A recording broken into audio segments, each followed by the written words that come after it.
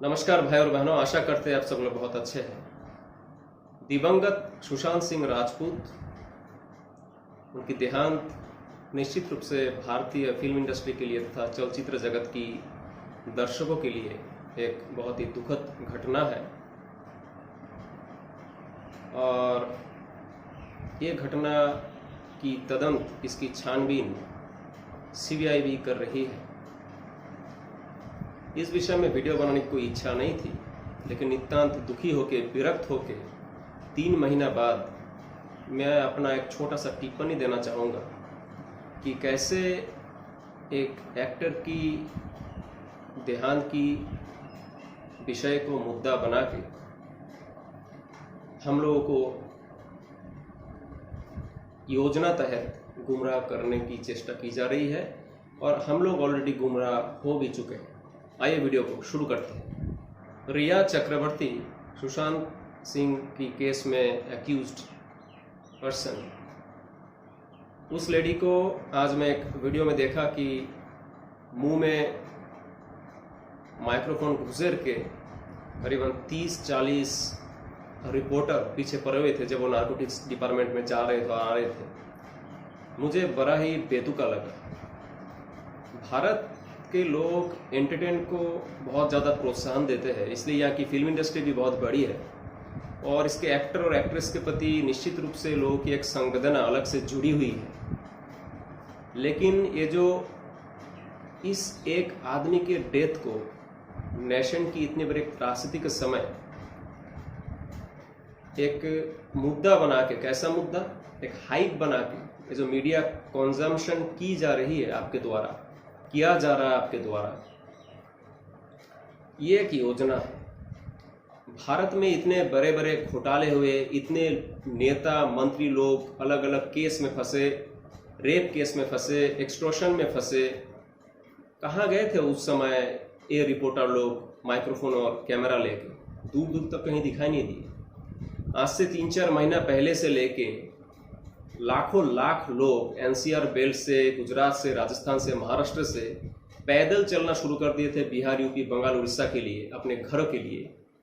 उस समय प्राइवेट कुछ रिपोर्टर, कुछ यूट्यूबर, कुछ लोग अपने वीडियो कैमरा से, मोबाइल फोन से रिकॉर्ड करके वीडियो को फेसबुक में पोस्ट किए। उस समय कहाँ था ये रिपोर्टर की भीड़? आपकी संवेदना भी उस समय कहाँ थी? एक आदमी बनस्पत पूरा देश की व्यवस्था, इंपॉर्टेंस आप किसको दें? एक आदमी गुजर गए, उसके लिए सबका संवेदना है, मेरा भी है, उसके लिए छानबीन होनी चाहिए, जो आपकी सजा मिलनी चाहिए। लेकिन एक खबर को 3 महीना तक घिसते रहना, आपका हर दिन का आधा घंटा भी उसमें कंजम्पशन हो रहा है, मीडिया आपके माइंड को गिरफ्त में ले पा रहा है आधा घंटे के लिए भी। अब तो आप सोचिए 80 करोड़ लोगों का माइंड अगर every day half an hour collapse कर दिया जाए और 3 महीना तक किया जाए, 2.5-3 महीने तक, तो देश की जो रियल मुद्दे हैं वहां से इतने घंटे तक आप एक्चुअली रिलेटेड ही नहीं है। आप एक आदमी के पीछे पड़े हुए, लेकिन उसके पहले जुडिशियरी लगा हुआ। तो मैं कहना चाहूंगा तब तो एक इलेक्शन की तरह हो गया, जिसको ज्यादा वोट मिला वो जीत गया, जिसके पक्ष में लोग ज्यादा सपोर्ट किए, विटनेस की, एविडेंस की, किसी भी चीज की जरूरत नहीं पड़ेगी, जुडिशरी की भी जरूरत नहीं है। सुप्रीम कोर्ट, हाई कोर्ट सब तो ऐसे ही बैठे सीबीआई। तो आप इमोशनली फूल बने जा रहे हैं। और देखा उस लेडी को, रिया चक्रवर्ती को, हो सकता है कॉन्विक्टेड है और वो रियली कुछ मामले में दोषी भी है, उसको सजा मिलना चाहिए तो मिलना चाहिए, वो डिसाइड करेगा कानून।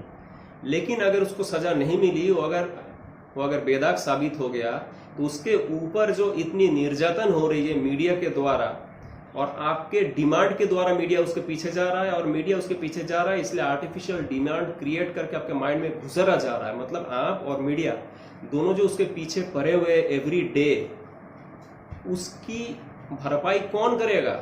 उस आदमी की जो लाइफ बर्बाद हो रही है उसकी भरपाई कौन करेगा? क्या इसके लिए आप भी जिम्मेदार नहीं है? इस बकवास घटिया मीडिया के चक्कर में आप अपना लाइफ, अपना टाइम, अपना एनर्जी बर्बाद कर रहे हैं। जो समय आप देते देश की मुद्दों पे तो इन्वेस्ट होता, लेकिन आज आप बर्बाद कर रहे हैं एंटरटेनमेंट के लिए। कांग्रेस के करप्शन को मुद्दा बना के उसको हराने के लिए बीजेपी ने बहुत पेच कसी, बीजेपी जीत गया। लेकिन जो 1,75,000 करोड़ की 2G स्कैम था, उसमें कॉन्विक्टेड जो भी लोग थे वो लोग बेदाग कैसे साबित हो गए बीजेपी राज में? ये कैसी मिली भगत है? मतलब पैसा गायब ही नहीं हुआ। उस समय आप कहाँ थे? आपने तो चूं तक नहीं किया मीडिया में और कहीं पे जाके। आपने तो तब मीडिया कंज्यूम नहीं किए जब कुछ नैतिकवान रिपोर्टरों ने खबरों को सामने लाया, तब तो आपने उसके खबरों को नहीं देखा, उसको टीआरपी नहीं मिला। तब आपकी ईमानदारी कहाँ थी? देश के प्रति कहाँ था? आप अगर एक जागरूक नागरिक है तो सबसे पहले कॉमन मुद्दों पे अपना मत जाहिर करिए, न कि किसी खास सेक्शन के 1-2 लोगों के लिए। नहीं तो जब भविष्य इतिहास को सवाल पूछेगा तब ये सिर्फ नेता लोग कटघरे में खड़े नहीं होंगे। आपके बुद्धि की कमी के कारण, आपके इन्वॉल्वमेंट के कमी के कारण, आपके सादे सीधेपन के कारण आप भी खड़े होंगे उस भीड़ में। आप ये नहीं कह सकते कि मैं नहीं समझता था, मैं तो सिर्फ एंटरटेन के लिए पीछे गया था। नहीं, आप एक देश के नागरिक है, आप वोट देते हैं, इसलिए विचार बुद्धि खुला रखना आपका एक नैतिक जिम्मेदारी है। आप अंधा होकर वोट नहीं दे सकते, आप अंधा होकर कोई भी डिसीजन नहीं ले सकते, क्योंकि आपकी एक राय, आपका एक मत हो सकता है किसी की मुंह की निवाला छीन ले रहा हो, वो मर रहा हो, उसकी नौकरी छीन जा रही हो, जात पात के नाम पे, बिरादरी बात के नाम पे उसको लूटा जा रहा हो। इसलिए आप ये नहीं कह सकते। इसलिए भविष्य के लिए तैयार रहिए, मुद्दों पे अपना आंख गड़ाए रहिए।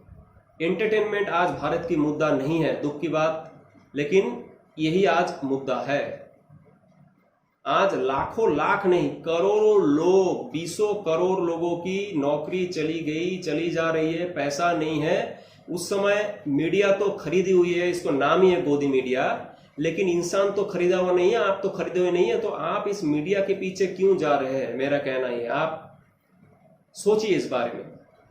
इतने मुद्दे आए, करप्शन की, ईवीएम से और राफेल का प्रॉब्लम हो, बीएसएनएल को हटा के जियो को अपग्रेड करने की चेष्टा किया जा रहा हो, उस जियो में भी विदेश के पैसा लगाया, मतलब जितने पैसे आएंगे उसमें से ऑलमोस्ट 50% पैसा बाहर ही जाने वाला है। चाइनीज कंपनी जैसे बन गया है लगभग, ठीक है। सिर्फ भारत के बनिया लूट रहा है विदेशी बनियों के बदले। आपके पास कुछ नहीं मिल रहा है, आपसे एक डेटा मिल रहा है कि भारत की फलाना आदमी वर्ल्ड रैंकिंग में 2nd नंबर से 1st नंबर आ गया, 5th नंबर से 4th नंबर में आ गया। इससे आपका कुछ भला नहीं होने वाला। भारत सरकार के द्वारा वर्तमान में लास्ट 6 साल के अंदर जो भी योजनाएं ली गई, दिखने में तो अच्छा है, लेकिन उसकी जो रिजल्ट आया, और रिजल्ट सब कुछ क्वेश्चनेबल और आर्गुएबल है। उसके कहीं पे भी वो लोग अनबायस्ड नहीं है। लेकिन क्या आपने उन सब सवालों को मुद्दा बना के कभी कहीं पोस्ट किए, कभी जानना चाहा? या आप खुद से पूछिए, जवाब देने की जरूरत नहीं है। आपकी जो प्रायोरिटी है इंपॉर्टेंस देने की, वो क्या है? आज ये डिजिटल मीडिया, एंटरटेनिंग मीडिया हम लोग की लाइफ को डिजिटल प्लेटफॉर्म की एक बंधुआ मजदूर की तरह बना दिया है। हम लोग सिर्फ डेटा कंज्यूम कर रहे हैं, इन रिटर्न एंटरटेन हो रहे हैं, नेगेटिवली और किसी भी तरीके से। आप अपना बुद्धि विवेक खुला रखिए, प्रायोरिटी बदलिए।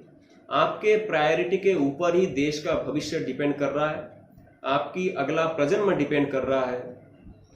आप जैसा प्रायोरिटी देंगे, देश वैसा ही आगे बढ़ेगा।